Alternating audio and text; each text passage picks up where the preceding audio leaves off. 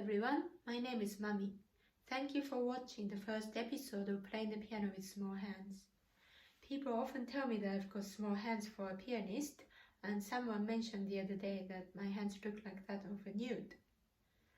Now, I didn't know what a NEWT was, so I did look it up on the internet, and it was like a little lizard. And I thought, yeah, my fingers actually do look like that.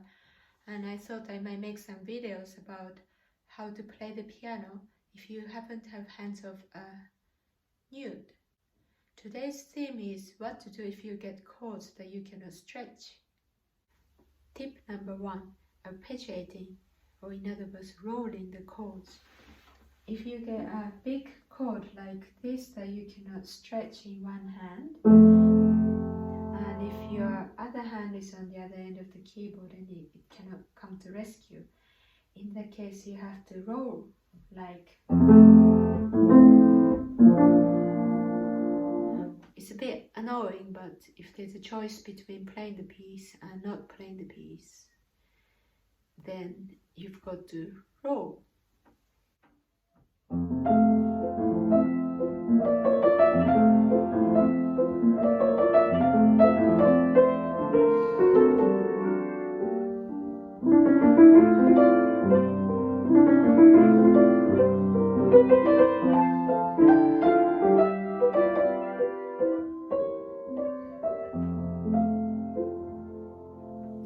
Just a small tip for executing these spread chords if you have to do them at a high speed. For instance, in Chopin's study, Opus 10 number 4.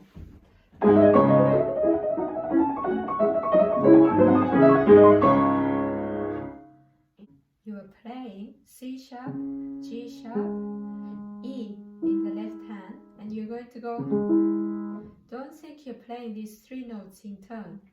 Students often try to play these by going round to reach all the notes: C sharp, G sharp, E, and then G sharp, F sharp, B sharp, and that takes too long and too slow. Instead, place your finger on the middle of the chord, which is G sharp in this case, but you're not going to think about this note, but focus on moving from the bass note to the top note as quickly as possible, but not taking the middle note into the equation. Just don't think about this. It will be there.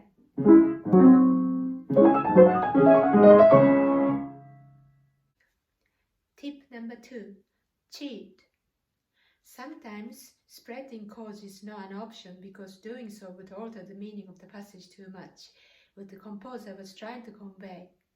In that case, you have to either cheat and miss out some of the notes altogether, just don't tell anybody, or you can rearrange notes. For instance, in the climax of Franck Piano Quintet in F minor, you are meant to play B flat, E, G sharp, and C, which I can barely reach.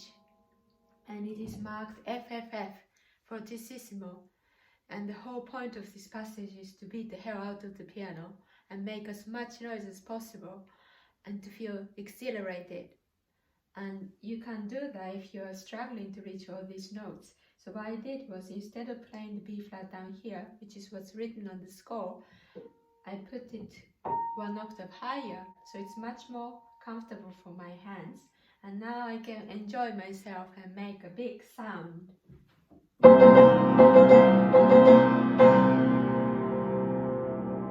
When I first looked at the score of Franck Piano Quintet, I thought I could not play the piece because there were too many big chords that I could not reach.